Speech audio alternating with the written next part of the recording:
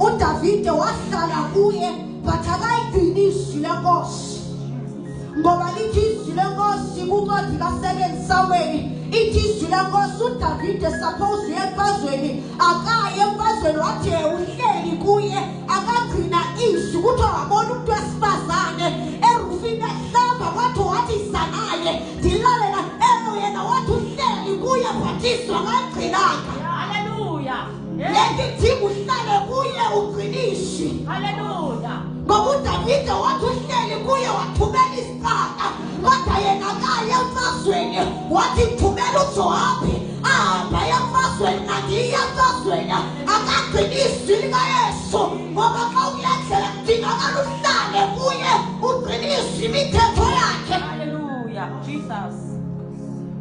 uDavide wathi uhleli kuye kanti izwi akalibamba